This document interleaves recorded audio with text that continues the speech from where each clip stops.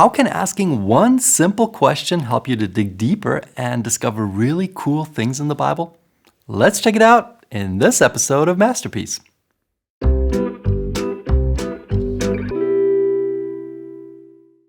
Welcome to another Masterpiece episode. My name is Chris, and I want to help you take your Bible study experience to the next level and discover just how beautiful and fascinating this book really is. If you're new here, thanks so much for stopping by, and of course, make sure you hit that subscribe button and activate the bell so you won't miss any of our upcoming exciting episodes.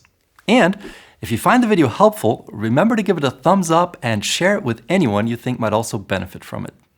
So as you probably know, if you want to learn new things and gain new insights in just about any area of your life, it's always helpful to ask questions, and especially to ask the right questions. Well, guess what? The same thing also applies to the Bible, which means if you're serious about going deeper into this book, if you don't just want to stay on the surface but actually see more in the text, you've got to ask the right kinds of questions when you study the Bible. And that means, in particular, asking so-called open questions. In other words, questions that can't be answered simply with yes or no or some other static answer. So these would be questions that start with words like where or how or why, for example. Now, the reason these questions are so helpful is because, number one, they help you to get more information on things that are mentioned in the text, and number two, because they stimulate you to think about the significance of those things.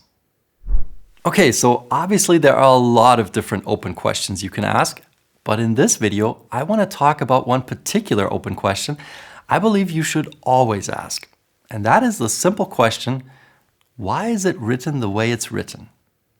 Now, if you've watched some of my previous videos, you know that I've mentioned this question several times before, but I really wanted to make another separate video on this just to emphasize how absolutely crucial I think this question is.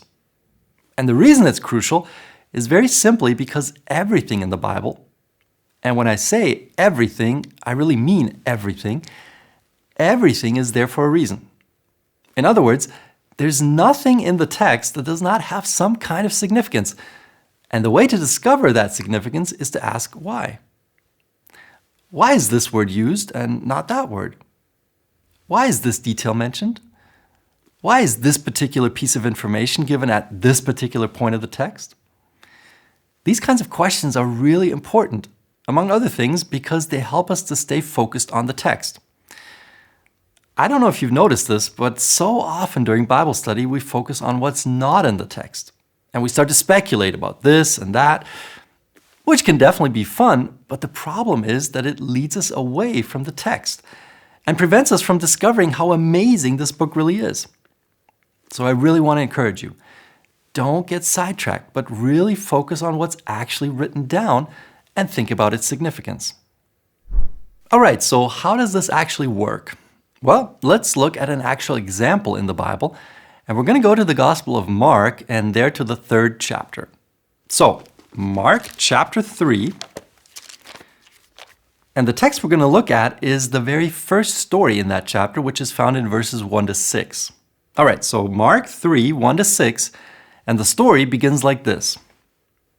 He, that is Jesus, entered again into a synagogue, and a man was there whose hand was withered. So just in this one verse, there are several places where we could ask why. We could ask, for example, why does Mark say he instead of Jesus?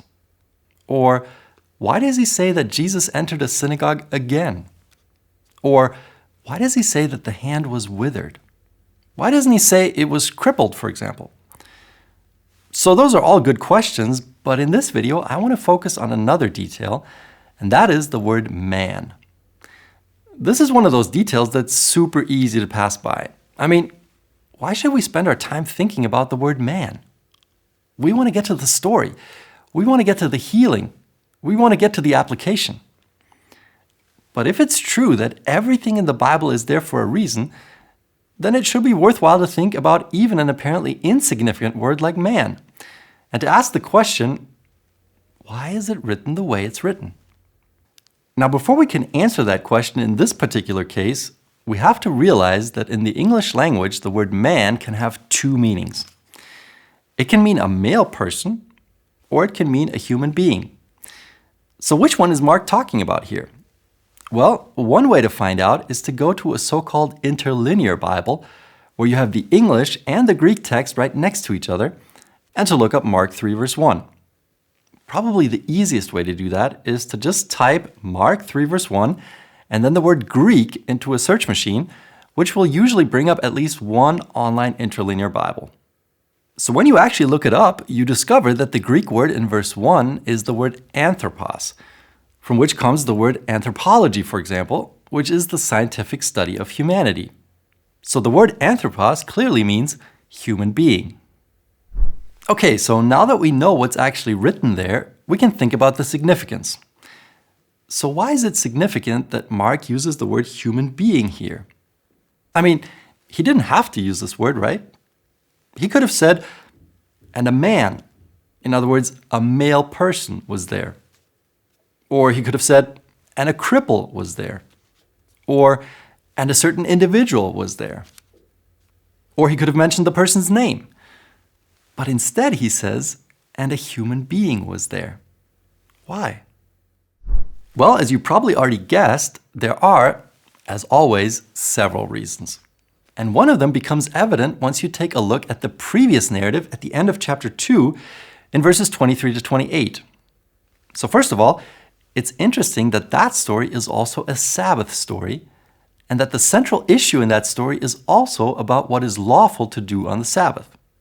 But things get even more interesting once you get to the end of the story, where Jesus makes that well-known statement you've probably heard before: the Sabbath was made for man, and not man for the Sabbath. So the Son of Man is Lord even of the Sabbath. So notice, in the last two verses of Mark 2, Jesus makes a statement about the Sabbath in which the word man appears 3 times.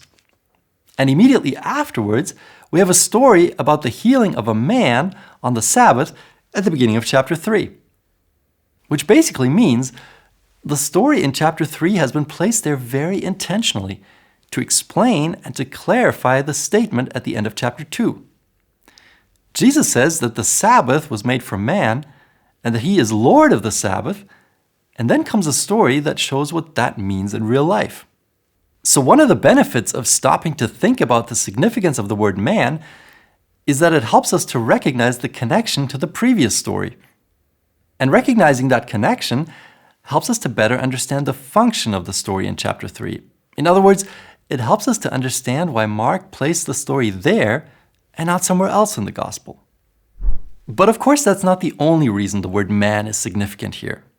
Together with the word Sabbath, it also, for example, connects this story to the creation account and reminds us that to be human is to be perfectly created in the image of God, to be fruitful, and to experience true Sabbath rest.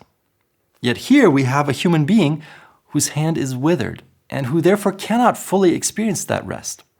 Yet the Pharisees are unwilling that the Creator himself should enable that rest. So the word man also highlights how problematic the ailment of a withered hand really is, as well as how inhumane the treatment of the Pharisees is. And then there's another aspect, and that is that the word man really turns this story into a universal one. In other words, this is not just a story about a specific individual, it's really a story about humanity, which means it's also a story about you and me. Which then raises the question, what is the significance of the withered hand in a story about what is lawful to do on the Sabbath?